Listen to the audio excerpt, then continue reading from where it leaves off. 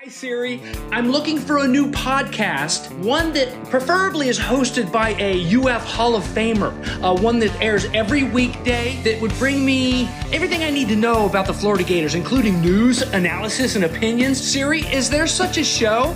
Have you heard of PodUp with Matthews in the morning on Facebook, YouTube, Twitter, or any podcast platform? Oh my gosh, why didn't I think of that? UF Hall of Famer Shane Matthews has a show every weekday. I'm gonna go check it out tomorrow. Thanks, Siri. Good morning and welcome to a Wednesday edition of PodUp with Matthews in the morning from the Crime Prevention Security System Studios. Large enough to serve you, small enough to care. If you missed it yesterday, folks, the Gators are playing for a national championship this afternoon in Scottsdale, Arizona against the Ramblin' Wreck of Georgia Tech. Mm-hmm. They had two matches yesterday, one against Virginia and one against the semis, where they came from behind. Have no idea how they won either match, quite honestly. I watched it all. I watched so much. I did nothing yesterday but watch golf. So congratulations to J.C. Deacon and his kids. We can recap it. If you missed it, you missed. I don't know if they're going to have a replay on it, but literally up until the last 2 to 3 holes, we had no chance, and you still had no chance. I don't know how we did it. It was bizarre. JC, I know you only got to watch a few holes, but if as JC Deacon said in his post-game press conference on the green, I guess that's what you call it in golf, with 2 to 3 holes left, they had no chance. And somehow they did it. They did it in the match against Virginia too. So they're the best team out there. They just need to start out playing well, and if they do that, they will bring home the hardware. There you have it. Well, it's really, to me, it's been the story of their entire postseason. You know, in the SECs, Du Bois, with the way he played to bring them through the finish line, and then in the regionals, you know, down, I guess it was 5 strokes from the cut line, so to speak, to advance. They were able to make it up on the third day. I mean, these kids just don't quit. And today you've got matches starting at 4:35 Eastern. Lynn will play. Kress is after him at 4:45. Du Bois at 4:55. Biondi at 5:05. And Ricky Castillo at 5:15. It was killing me that the announcer kept calling him Castillo. I don't think that's how he pronounces his name. I don't know any. Well, I don't know if they do or not, because one of the announcers is a Florida Gator. But okay, all right, maybe it is Castillo. But at any rate, he hit a putt yesterday after watching the Florida State guy give him the line, basically, and there was no chance he was missing that putt. With the greens as perfect as they are out there, I would have bet $100. Okay, well, let me ask you something. Did you watch any golf before that putt, JC? Yeah, I mean, I watched maybe the first. I think for about an hour. I was playing tennis last night. So Ricky, he missed down 2. He was down 2 holes with 3 to play.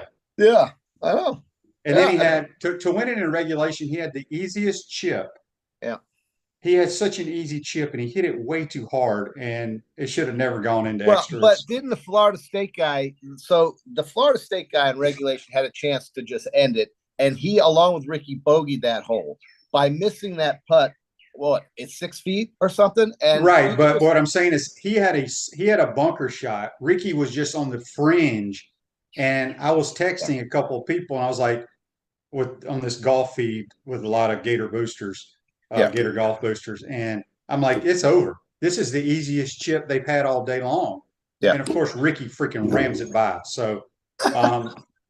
Anyway, that's golf. Yeah. But listen, he atoned by dropping that putt to clinch it and get these guys in the final against Georgia Tech. And remember, this guy Steelman, or whoever he's playing at the last match, his name is Ross Steelman. Ross Steelman had the individual lead that Fred Biondi overcame in the stroke play, individual play, and he gagged.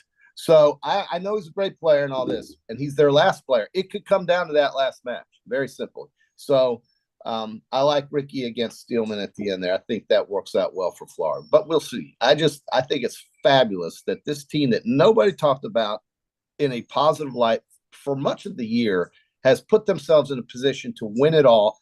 And, we've had 3 individual national champions in Gator golf history with Nick Gillum, Fred Biondi, and who was the other one, QB? Anyway, Bob Murphy. It was Bob Murphy. So there's 3 individual champions. So we've got that. And now they're going for the team championship. And that would be their, 5th or 6th? So yeah, I don't know exactly. They've won quite a few of those. John DuBois played well as well at certain times. It's crazy how they all do. Golf it goes through spurts. Yeah. And at some point, because JC, you're probably not aware of this. Do you know in the morning round against Virginia, the national champ Fred Biondi lost 6-5. He got destroyed. Right. Destroyed. This is a story of every player contributing in some way when their time was there. And it really has happened. I mean, Lynn yesterday lost, but he won the match before. But he won the match Virginia. Before. Right. He won the match before. So it's the same way it works. I mean, golf is that way. It's hard to consistently just go over and over and over and over again and play and win. And listen, it could be Crest today. It could be Biondi. It could be DuBois. It could be Lynn. It could be any of these guys that be the hero today. I hope they can beat Georgia Tech. It's a good team they're playing, and obviously they're a good team. But this is going to be something fun to watch. And I tell you, for a Gator fan, you got this. You got the weekend coming up with baseball, weather permitting. Let's hope the storms hold off because they're moving in from the Gulf, of course. And it's going to rain. You can bank on that. Well, okay, so. But listen, they've got a regional that I think is quite winnable, very winnable. I think they're on a collision course for a super regional. Joseph says on Facebook Live, brought to you by Mellon Law, Alabama isn't any good when JC starts referring to the Gators as we. Oh, come on. I got post-baccalaureate masters. I went to Florida. Shit, I was going to Florida games before Shane even knew where Florida was when he was a child in Mississippi. So don't give me that. But yeah, I went away to college. Great, good for me.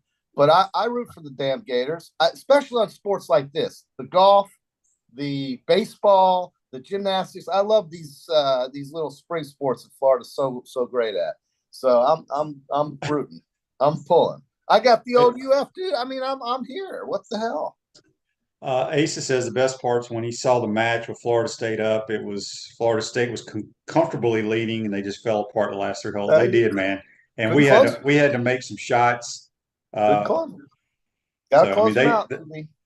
They fell apart for sure. Dan says this will be the 5th national championship, the first since 2001, first since they went to match play format. I don't think we've ever even been in the match play format till this year. So right. But it's great. It's phenomenal, and we'll be watching today. I seriously yesterday, JC, I did nothing but watch golf because we teed off at 6:20. Well, 9:20 here, 6:20 out there in the morning. Yeah. And I watched the match against Virginia, and I'm just sitting there. I'm texting with the guys on the Gator Golf Booster feed. And then I'm also texting with some FloridaGator.com writers that don't know much about golf. So I'm trying to fill them in. And it was very stressful. I didn't think we were going to beat Virginia the way we were playing. Yeah. And then, they end up playing awful the first 15 holes and found a way to win. So I think they need to play well from the start so nobody has a heart attack like I almost had yesterday. And we'll go from there. Well, it's crazy. It's crazy when like Ricky is. See, Fred Biondi's your national champ, but Ricky's always been kind of like the number one player. He kind of, as JC said in his presser, he kind of changed the face of the program when he came from California a few years ago. Those kids came in when my son came in, so they're all 2019 kids. But he's such a good driver of the golf ball. And then when he tied it up, and then he starts flailing shots, JC, that at your course would have been like in somebody's house. And somehow he battled. But Well, that's it, isn't there? There's no clock in golf. You're still in it until you're out of it, and there's no time to worry about it. You just take it one shot at a time. I think coaching is important when we get to this level, and I think he's showing right now how valuable he is as the Florida men's golf coach because of what they've been able to do in this postseason. I mean, they were kind of a quiet thing going on during the year, but winning the SEC, I think, really jump-started their confidence. And once you get these confidence golfers together like this, you've got chemistry, and I think the coach is responsible for keeping that going, and they've been able to do it, and they didn't quit in regionals when they were down 5, out of it, basically, on their way home, and they battled through, making up 5 strokes. Yeah, I mean, you're a golfer. It's hard to make up ground sometimes when you're just, the front runners usually always win in things like this, and so to come back in golf is impressive. Dan says he's surprised there weren't more fans there. Did they not let people in? Lots of Gators in the Scottsdale area. I don't know. A lot of Gator fans don't even know about Gator golf. Let's be honest. It's a shame. All they care about is the big 3 sports, really. Let's see. We got a couple more comments here, and then we'll move on. But yeah, today's show is all about golf. Go for a national title. Yeah. Chris says Dudley Hart's made a difference. Yeah, there's no question about that. I don't doubt that at all. Greg says, is there a pitch clock in golf? Well, on the PGA Tour, they do have – you have to keep up or they will penalize you. Now, yesterday, my word, some of them dudes took forever. So I don't know what NCAA play, if that has anything to do with it. That's true. Yeah, but a lot of people are talking about Dudley Hart being able to walk alone and caddy. Yeah, Dudley, with all his experience, and he's definitely helping out. There's no question. It's kind of rebooted. It's kind of rebooted his life too. I mean, his career pretty much as a playing competitor is over. So now he gets. Well, he's 50. He's got to be 55 or 56. So yeah. So, but now he gets. He had a lot of injuries. Sure, but now as a coach, he gets to be involved, and that's just a great thing for a former player. Well, his son's on the team too, so that makes a difference. Yeah. Gene says on Facebook Live, brought to you by Melon Law, where's Corn Dog swinging Gator attire? Let's go, JC. Join Gator Golf Boosters. It was on order. It arrived yesterday. I'm ready to collect, so I'll get that. If they win it, I'll wear something on Friday. How's that? I'll make. What if they don't win it? You still should. I'll probably still wear it. Yeah, I mean, these guys have shown a lot, man. Win or lose, they're still winners to me. Because, again, I'll just reiterate for the third time. Coming back at SEC showed me a lot, and winning that conference championship up in Georgia was a big deal. The tough conference. Says some of the Gator golfers that are great and still on tour come and play with them. John DeBoer was telling us that Billy Horschel comes out and plays rounds and helps with the putt. Well, Billy's he's an assistant volunteer coach for the Gator golf team.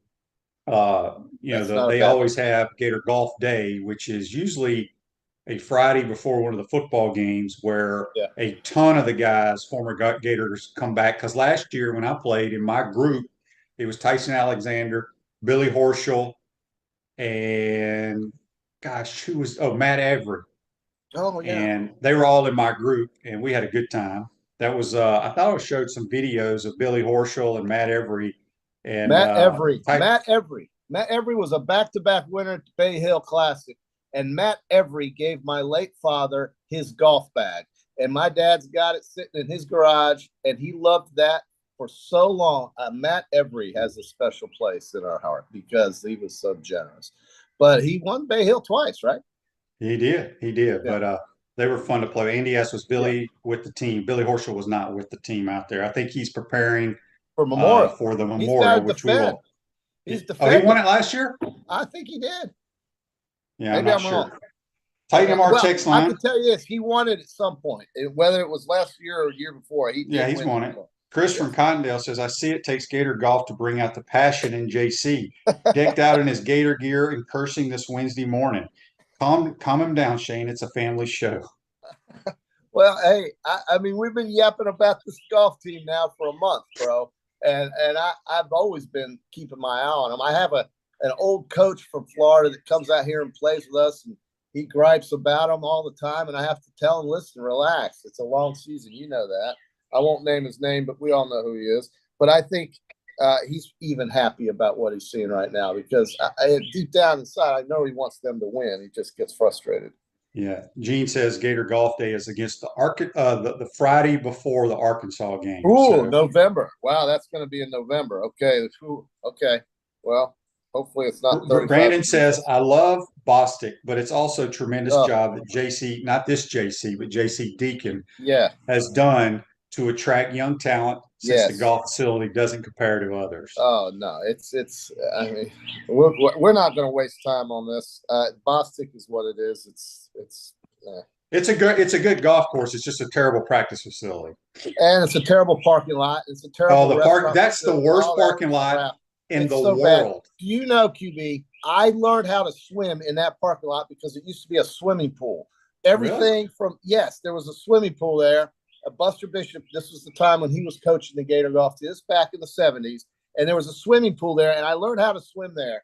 And then they filled the swimming pool, and it used to be a country club?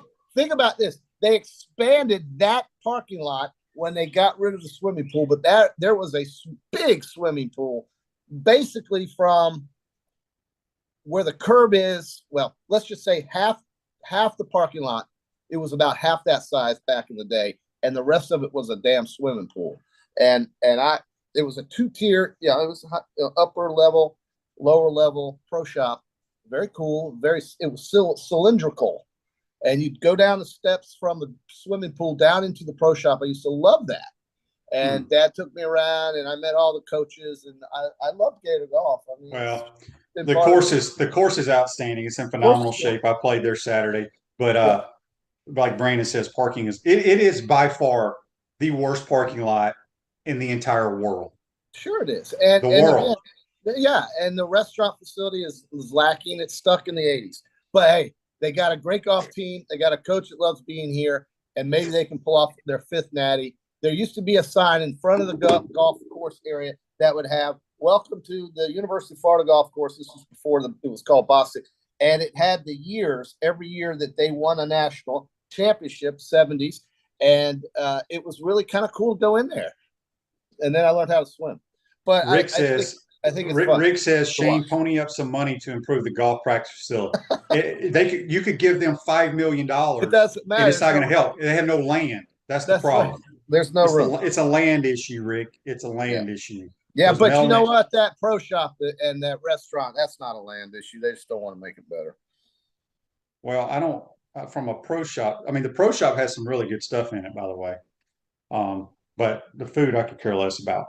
Ruse Ogre State Farm Office is a team of dedicated insurance professionals ready to help life go right with the right insurance options for you and your family. Visitogreinsurance.com. Give them a call at 352-240-1779. Got JC on the Titan More Highline. We're going to have Graham Hall for all your recruiting folks in the second portion of today's program. I got to bring this up because we were asked to bring this up on Monday, where the city of Gainesville is looking to shut down Ironwood.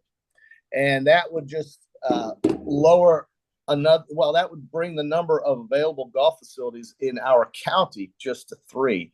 And if Ironwood shuts down because the city is looking at trying to cut expenditures, that would impact a lot of casual weekend golfers that love to just go out there, play 18 holes and have a beer and forget about it.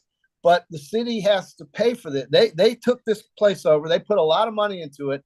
And if they close it, I'm not sure what it would become, but I think it'd be a sad day. Now, Ironwood's not the greatest facility out there. It's a muni, but it's okay because it serves a certain market. I just don't know if that market can support it anymore. And I don't know if the city's willing to keep it open. And I don't know how I feel about that. I know how.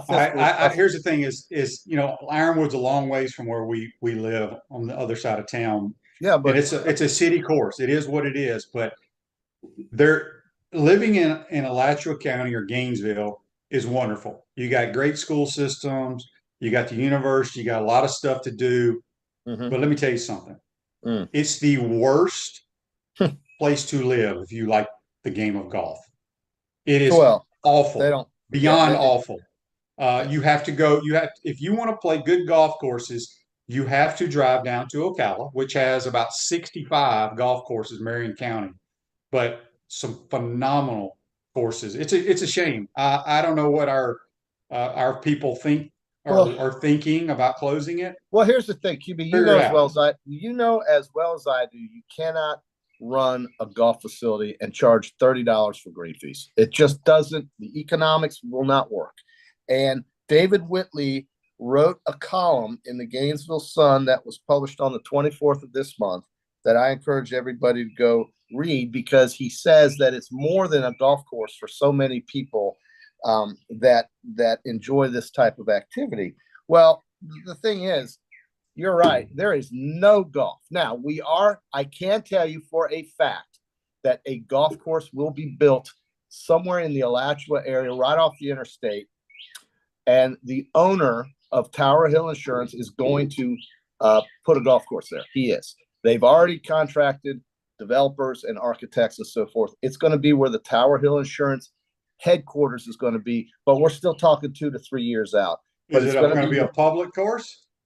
I don't know this, but I know it's going to be in Alachua, and it's going to be right off the interstate, basically on that exit, 441 exit. So that is coming, but that is nowhere near being done. It hasn't even really gotten started other than the planning stage, but it is going to happen according to the folks that I know that work there. And I'm very confident that that information is accurate, because these people that I know at Tower Hill are at the top. So they're going to have a golf course put in. But I just got to agree that, with the failing of the Gainesville Country Club and all of the rumors and the innuendo that was spread about that place and how it was going to be utilized, along with the supposed land that was going to be used for a golf course out here where I live at the Hawkstone Country Club, it's just depressing for golfers to be here. It's absolutely depressing. And it is. And, you've got 30 facilities that are thriving in Ocala. And yes, maybe the demographic is different. And yes, maybe they're willing to pay more than $30 a green fee. But it is sad in Alachua County that we can't get. Well, maybe we can get, but it's going to be a couple years out still.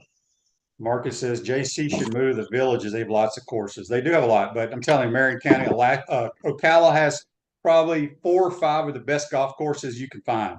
And hell, I need to move to Marion County. That's what I need to do. You would hate to drive up 75, QB. Who you kidding? What would I have to drive for? What would I be driving for? You got a job. You got to work you got to call the games. You got to do things. Yeah, that's what, 5 times a year? Look, you're in high demand here in Gator Country, bro. You're a Gainesville guy. You can't help yourself. Yeah. All right, it's time for the Peachland Dental weekend picks. Peachland Dentistry, Gator Nation's #1 choice for dentistry in Port Charlotte surrounding areas. Visit peachlanddental.com. JC, before we get to the Memorial, which is a big time golf tournament, is the U.S. Open next week or 2 weeks from now? That's Father's Day weekend, right? It's the Father's Day weekend. So I want so like the 17th or 18th, something like that. Yes. Okay. Yes. Real quick, tomorrow. It's 2 weeks. I think the NBA Finals starts tomorrow. Are you picking the Nuggets to win it all? I think it's a 5-game series there. And we'll talk about this on Friday, but the glorious Florida Panthers are playing Vegas in the Stanley Cup Finals as well, starting on Saturday. So you got the Memorial this weekend, the Canadian Open after that, and then the U.S. Open from the Los Angeles Country Club. So I'm fired up about that, because it's going to be, you can do your normal stuff during the day, and then you get to watch golf at night. Fabulous. It's fabulous. Absolutely. All right, so we've done you have done a poor job of keeping up with our stats. I think I had the highest finisher last week with Justin Rose. All right, give me your first pick in the Memorial. Done a horrible job. I'm going to take Xander Schauffele. Okay, the X-Man. I think he's due, man. We've heard this guy just so close. He's due. He's going to play. He's going to break out, I think. All right, I'm going to take the Norwegian, Victor Hovland. Yeah, he can make birdies everywhere. He's such a birdie machine, but sometimes he gets loose. Yeah, I like that pick. I also do you know where he played his college golf at, JC? Victor Hovland? Let me guess. You don't know this for real? I should, but how about okay, so let me tell you, besides the Swing Gators, the greatest logo ever, they have the next best logo ever. Oh, they do? Well, I kind of like Arizona State's, but I'm not going to say that. Tell me. Pistol Pete. Oh, he went to Okie State. He's an Okie State Cowboy. Wow, no kidding. You're right. That absolutely 1,000% is accurate. That is the next greatest logo. That dude. Pistol Pete logo is the greatest logo ever. He is awesome. Well, I'm gonna pick, and you'll laugh at me, but you always pick a Korean, so I always pick this guy, and that would be the guy who plays every single week, and that's Scotty Scheffler. Give me him. Oh, so you're going with Scheffler and Scheffler. Yeah, Scheffler. I'm going to go with Sun J M.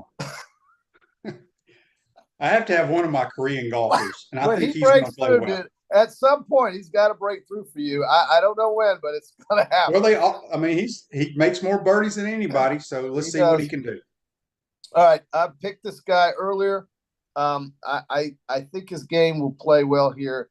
But JC, by the way, we're playing a game today. Where does Scotty Scheffler play his college golf? He played at Texas. Okay, good job. Well, thank God I knew that. Jeez, him and Speed. Where did Sun J M play his golf? UCLA. I don't know. No, I think Sun J M came straight from South Korea straight to the tour at like 18. Yeah, my man Thigala shaved his beard. He looks great, and I think he's a fabulous player. I don't know though. I think putting is so vital in this deal. I'm going to take Justin Thomas. I'm going to take former champion. I think he's a former. Where did he play his golf? He played at Alabama, and they had a great rivalry with Spieth and the boys at Texas, and he won a national title at Alabama. So that's where he played, baby. All right, my final pick. I'm going with the madman, Terrell Hatton. You do like that guy. You're such a foreign golf enthusiast. Why don't you sit around the house and watch a European tour all damn day? The DP World Tour. Yeah, you like to watch these guys. But I tell you what, I do derive some enjoyment watching these guys play in the Netherlands and in Egypt and places like that. I do like seeing that. I'll flip through the Golf Channel, and like you said, it'd be like early in the morning. They'll be playing somewhere over in Switzerland or something. I love listening to the announcers talking about the patrons and the beautiful landscape of Sweden as Christian Bezuidenheit gets ready to tee off on the first tee. Let's go back to the tower and James. It's just it just gets you ready to just ease into the day. It's so fabulous. I used to love the dude that I think he retired or he passed away. The dude that announced the guys teeing off at the British Open on the tee from United States, Billy Horschel. I mean, sometimes you get introduced as former champion of the PGA winner of 1998 or the United States 2014 United States Open winner, but that guy was he would stand there literally without taking a bathroom break for 5.5 hours. Yeah, wouldn't move. Yeah. 5.5 hours. Just there. All right, JC. Before we move on to recruiting with Graham Hall, today, out of the 5 golfers for the Gators going for the national title, who do you think plays the best out of those 5? I know you don't know them all. Oh, I do. Lynn Kress. Where's Lynn from? He's from somewhere in Asia. China. Yeah. Lynn. Yeah, no. Listen, he was vital. It's good to see. I tell you, I've really jumped on this Ricky Castillo bandwagon, and I think that it could come down to that last match. And I love his chances against Steelman because Steelman showed us that he folds. Well, he did that one time. Biondi caught him. He was winning, and Biondi caught him on the back 9. But Hiroshi Tai is going to be tough for Fred. That's going to be a good match. They're all going to be great matches. Yeah. Du Bois has been clutch in the postseason. All these guys have had a role in their success. Matthew Kress, all of them. So I mean, I can't wait. I'm recording it, so please nobody text Gene. Do not text me about the damn golf. I'm recording. I'm gonna watch it tonight because I'm playing golf today in a much bigger event here at Hawkstone. So I'm sure it's a huge event. Huge event. It's so big. So anyhow, good luck to them. Hope they win and we can get on the Gator baseball on Friday. as we roll into the weekend, and hopefully we'll be able to get in 4 days of regional baseball, and these guys can move on to super regional, where I believe if the favorites hold, they would be playing South Carolina. Yeah. So, all right. Well, we got to get to recruiting, JC. Okay, have a good day. That's JC. Join us on the Titan MR hotline. Take a quick time out. Come back. Talk to a little recruiting with our man Graham Hall. You're watching and listening to PodUp with Matthews in the Morning. We want to take this moment to thank our sponsors who keep the show going and pay the bills. Our premium sponsors are Crime Prevention Security Systems, large enough to serve you, small enough to care. Titan MRI, Gainesville's only locally owned and operated MRI facility. Meldon Law, the only official injury and accident law attorneys of the Florida Gators. Peaceland Dental, Gator Nation's first choice for dentistry in Port Charlotte. Comfort Temp, comfort is our business, peace of mind is our promise. Campus USA Credit Union. QC Kinetics, live pain-free with QC Kinetics. Dave & Buster's, eat, drink, play, and watch. Our gridiron sponsors are Auto ER, UF Bookstores, Celebration Point Town Center, Chris Doring Mortgage, Silverback Concrete Co., Ruse Ogre State Farm Insurance, Doreen Wibby, Realtor Caldwell Banker, MM Parish. Our touchdown sponsors are Adams Ribs, Gator Dominoes, Celebrate Primary Care, Gator Bait Media, Okido America, Style Cuts, Ironwood Golf Course, Big Mills Cheesesteak, McDonald's of Gainesville, 84 Lumber, Tropical Smoothie Cafe, Aver and Smith, Dowling Signs, Baker's Sporting Goods, Silver Cube Billiards and Sports Bar. If you're interested in promoting your business on the show, call Freddie at 352-284-3733. If you like what we're doing here, make sure to follow us and support the businesses that support us. Pro football legend Emmitt Smith understands your joint pain. It does not surprise me that there are a ton of people out there that's in pain. That's why Emmitt is such a proponent of QC Kinetics, offering real lasting joint pain relief with non-surgical, all-natural biologic treatments. Whether it's a joint pain, ankle pain, shoulder pain, neck pain, back pain, hip pain, any kind of pain, the body eventually will break down when it's under that much stress. That stress can cloud your judgment to the point that you'll just say yes to the scalpel or yes to another prescription of pain pills. But maybe it's time for a second opinion from QC Kinetics. The reason why I would recommend this is because the natural biologics that QC Kinetics is providing you gives your body a chance to naturally heal itself. Restorative, regenerative solutions are here. Get lasting relief and live your life. Call QC Kinetics, 352-400-4550. That's 352-400-4550. QC Kinetics, 352-400-4550. Welcome back to the Crime Prevention Security System Studios, large enough to serve you, small enough to care. Celebration Points where the Gators go to celebrate with premium brands like Regal Cinemas, The Keys, Dave & Buster's, Palmetto Moon, Starbucks, Viters Rooftop, and the HBC's Restaurant Spurrier's Gridiron Grill. We'll see you at Celebration Point where the Gators go to celebrate. And ahead of the Titan MR hotline now, we're joined by Graham Hall from 24/7 Sports, covers the Gators, does a tremendous job. How you doing, Graham?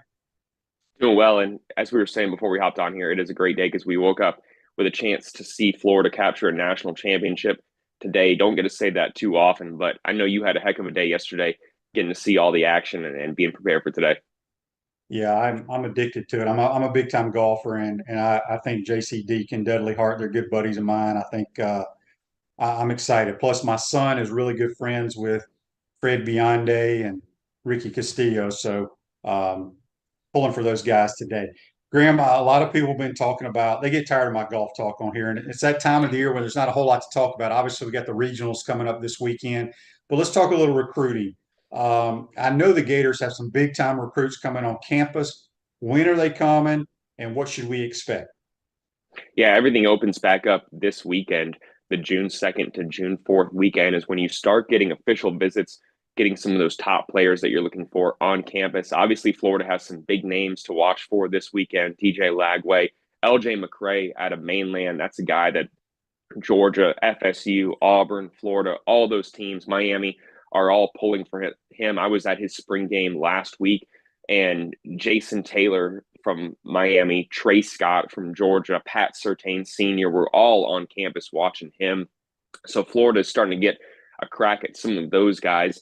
What really gets, I think, interesting here, and not to kind of take away from the excitement at all, is that we're kind of on this precipice of a rule change, right? Where you're trying to get players to take official visits right now in June when they normally have become accustomed to doing that over the past couple of years. But at the end of July, there is a rule change that gets instituted that lets anyone who saves their visits take unlimited official visits starting after July. And that's going to really kind of amplify the workload for a lot of these programs, the recruiting coordinators, coaches. And it's really, I think, going to make it even more difficult to recruit some of these guys, because normally you would say, hey, we got the first crack at these guys. We have a chance to get them to commit right now and lock them in.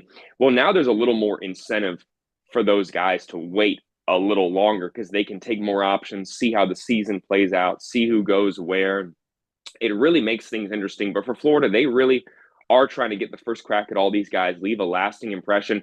And the big thing is for a lot of the local players, you're going to get them back to campus, even if it's not an official visit, because the proximity, it's not a huge problem if you end up using a first visit now and they don't end up committing by the end of June or by the end of July. The proximity to Gainesville really will help for a lot of these guys. So this is about a big weekend, getting a ton of targets on campus along with a few commits and seeing what happens.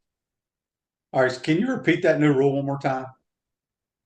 So at the end of July, right before preseason camp, right after Friday Night Lights, prospects are no longer going to be limited to just 5 official visits total. They'll be able to take 1 official visit to everywhere on their list. And that is something that programs are going to have to account for a lot more, because you're seeing a lot of kids put out top 11s, top 12s. If they wait until August, they reasonably can take 11 or 12 official visits. They just have to do 1 to each school. The only scenario where they could take multiple official visits to the same school is if there is a coaching change during the cycle.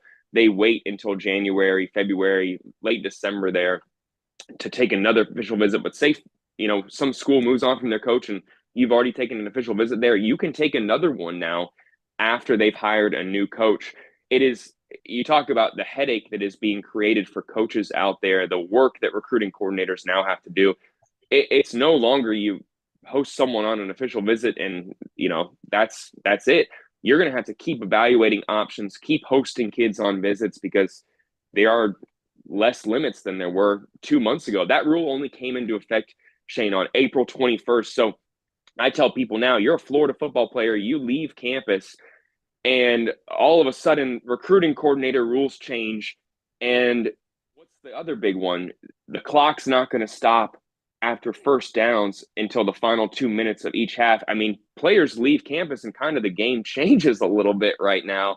That's what programs are dealing with. That's why you're seeing some of the stuff being talked about at the SEC coaches meetings going on in Destin right now, is because the rules keep changing, and some of the ones right now are monumental, from recruiting visits to the game being sped up a little bit this year. Who the hell thought that was a good idea? I mean, so if I understand you correctly, I'm a rising senior. I go to Friday Night Lights or wherever it is. It could be at Florida, it could be whatever school. Once August 1st hits, I could go visit a different school every day in the month of August if I wanted to. An official visit. Yep. I don't know why that's good for college football. It makes absolutely no sense to me. Maybe I'm in the minority, but good gracious, that just doesn't sound right. Graham, Andy has a question for you here on the Facebook Live, brought to you by Mellon Law. It says, it looks like the Gators still have 2 2023 scholarships available. Any idea how they will use them? That's a great question, because that is certainly a pressing topic right now. There's, I think, an argument to be made from both sides, right? You're kind of in a transfer portal window right now that's slim pickings, right? And I don't mean that as a disrespect to anyone out there, because there is talent to be had. But if you're comparing this window to that December, January window, it does pale in comparison from a talent perspective. So if you're a program with additional spots open right now, you maybe are best served using those spots to put walk-ons on scholarship for the summer and fall semester, rather than taking someone who's going to work against your counter, take up a scholarship spot for potentially multiple years. For a place like Florida, where they have some walk-ons who have a case to make to get put on scholarship right now for this upcoming season, Khalil Jackson, Adam Mahalik, Bryce Capers. I could name several who have a legitimate case to be put on scholarship because they are going to be utilized this season.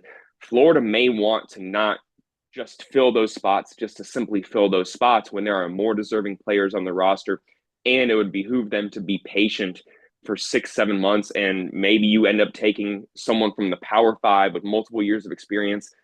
That's not really, there aren't a ton of those options out there right now. So I think Florida is going to be patient. They're going to put some of their current walk-ons on scholarship. Like I mentioned, Khalil Jackson makes a lot of sense. He was put on scholarship for the spring and the summer and is a candidate to be put on scholarship for the fall.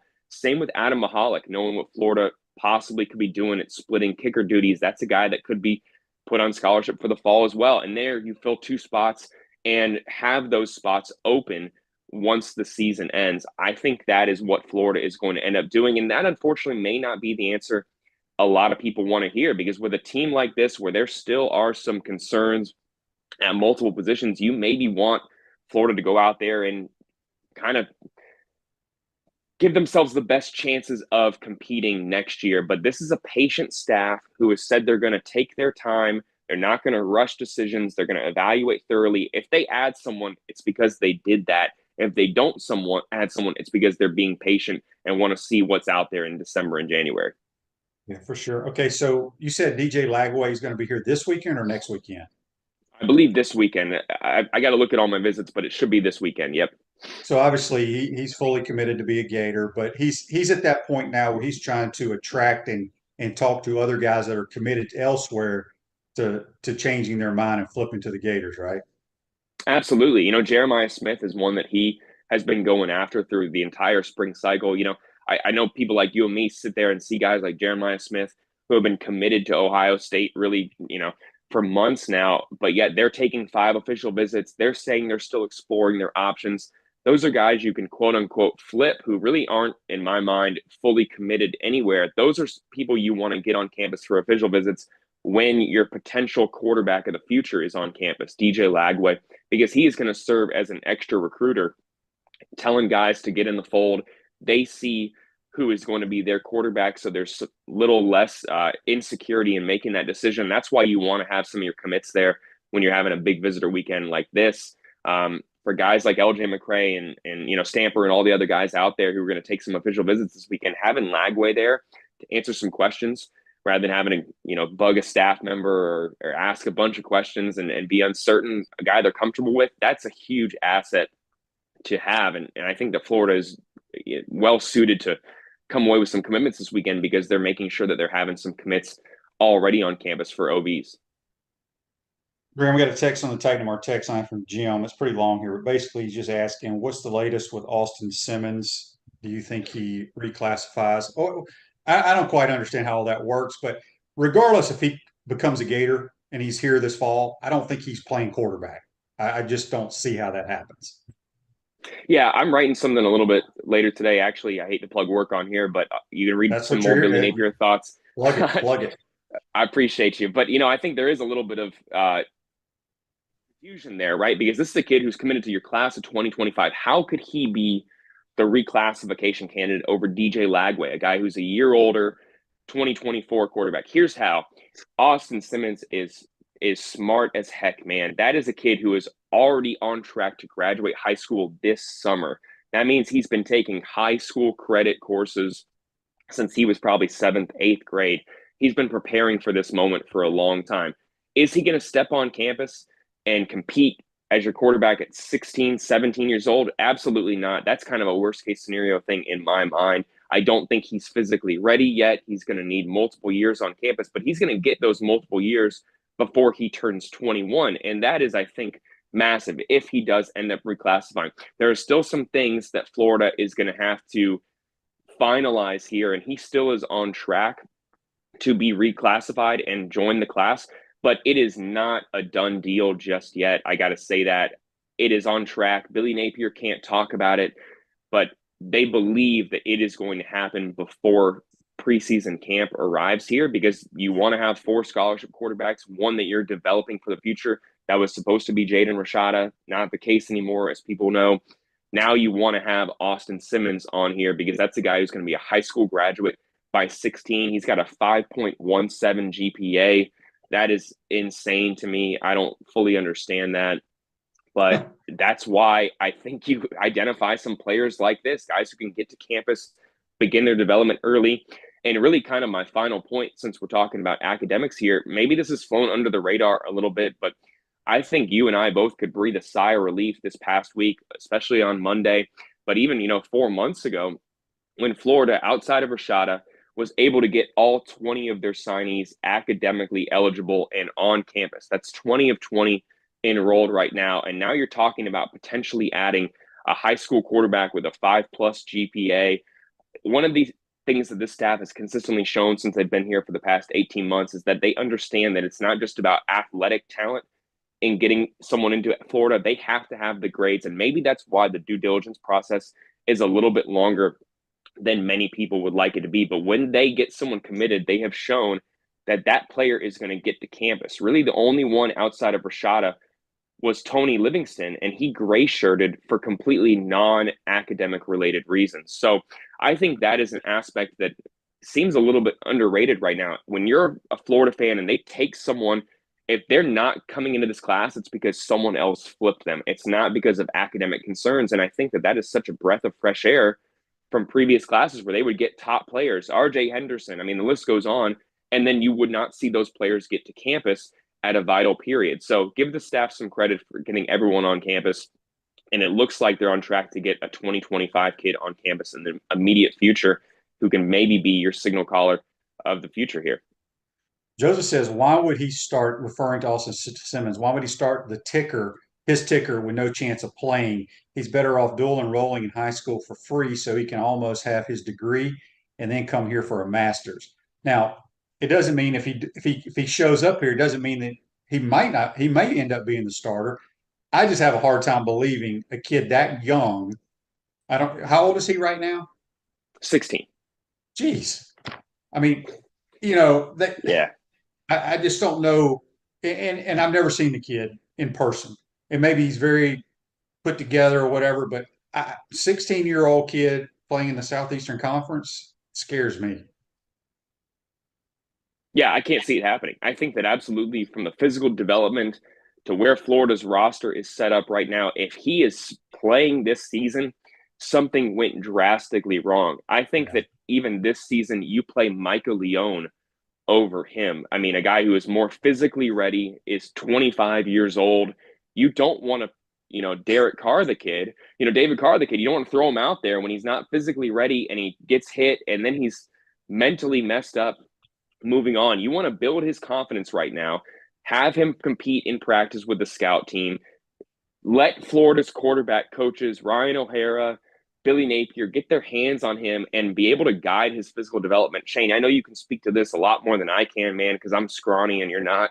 But when you're 16, 17, you're in good shape, man. But when you're that age, your physical development is so important. You need someone who knows what they're doing, overseeing it. For Florida's coaching staff, I think one of the most intangible benefits here is that they're going to be able to micromanage this guy's development when it is extremely vital that they see every step of it, so that when he is 19, 20 years old, his third year in college, when he's a redshirt sophomore, then he's able to play because he has done all the things the right way. He's confident in the system. He's been there. He's comfortable, but yet he's only 20 years old. You're not putting a 25-year-old quarterback out there.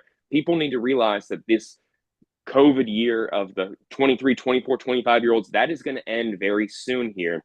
If you can get someone on campus who is the age of a sophomore but has been in your building for 3, maybe 4 years before they play, that is kind of one of the taking back the extra eligibility thing that a lot of programs are about to lose right now. I think you're going to see a lot of programs try and get players to reclassify who are 17, maybe 16 going on 17, because when you're a quarterback and you need 3-4 years to develop, this is one of those ways that is going to get you to the NFL faster. And then you can make more money down the line because you're leaving school after 2 years and you're 21 years old. So I think that that's absolutely huge. Florida fans don't want another Stetson Bennett, a guy who's been around till he's 25 and hasn't graduated. So getting a guy like Austin Simmons on campus who is going to clearly prioritize his academic career and give you a chance to be a quarterback in 3-4 years. That's what the goal is here. Florida's not trying to get that guy on the field right now or really in 2024 in my mind.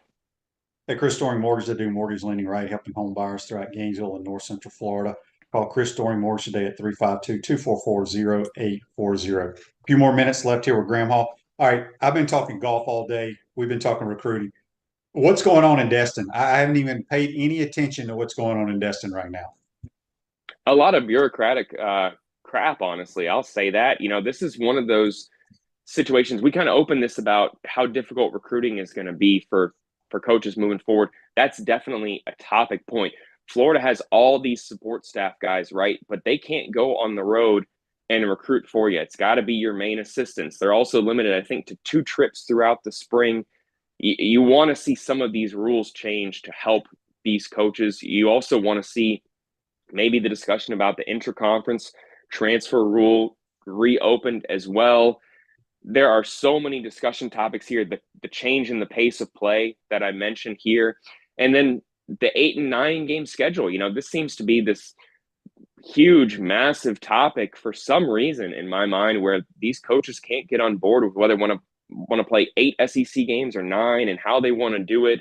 And I understand that that's difficult because you're adding 2 massive opponents in Oklahoma and Texas. And if you're a school like Florida, Shane, I don't think you want to play that 1-7 model where you play one consistent annual opponent in the SEC and then you play 7 different opponents each year. That's something on the table. They've also talked about a 3-6 model with 3 same opponents and 6 different ones. There is going to have to be a decision made, I think, in Destin this week because a lot of coaches don't want to see this topic of conversation even dragged on past this week. They've been talking about this for 2 years. Just make a decision. If you don't make a decision this year, it gets much harder next year when you add Texas and Oklahoma in. So this is actually one of the, I think, more important SEC coaches meetings because of the changes to the recruiting calendar and the game. And then with the SEC adding in 2 massive member schools, really a lot of eyes are on the SEC right now. Will divisions go away? What are they going to do when it's 16 teams? These are things being talked about right now, and there are actually so many things on the docket that I think you won't see them all get decided this week. You're going to have to pick and choose what is going to be hammered out. And I hate to even say all that because it's not just football coaches on site in Destin this week. It's administrators, it's men's basketball coaches, women's basketball coaches talking about the future of the program. Kelly Ray Finley, Todd Golden there as well as they look to assemble their next classes. So a lot going on in Destin this week. I wish I was up there getting a tan right now and covering it all. But, man, this is a big one. Normally I see the coaches' meetings and I'm like, okay, it's just the coaches' meetings this year. Nothing's going to come out of it. But this is actually one that's worth, giving a darn about if you do. Well, Graham, great stuff as always, buddy. One of the best in the business. Let everybody know how they can read all your stuff. Hey, too kind, man. That's you. Keep killing it. One of the hardest workers I know, and I'm lucky to be around you.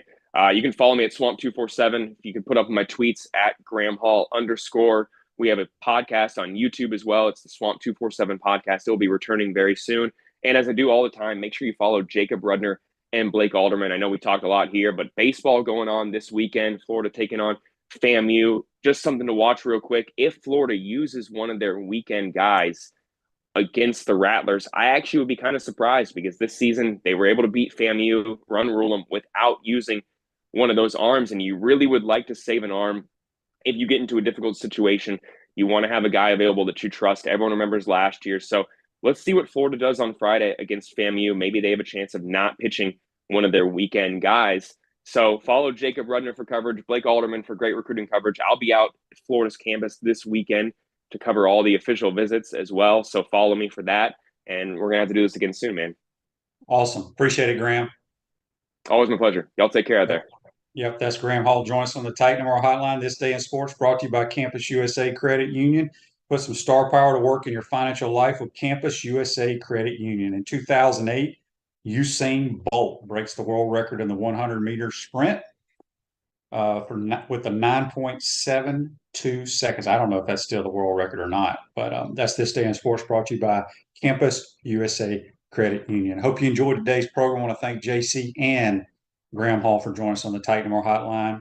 Tune in today. Gators about, I think it's 4:45 Eastern Standard Time on the Golf Channel. Go for a national title against the Ramblin' Wreck from Georgia Tech. So we wish them a lot of luck. And hopefully tomorrow we'll be talking about the Gators bringing home the hardware. Have a great day, folks. We'll see you tomorrow. Take care.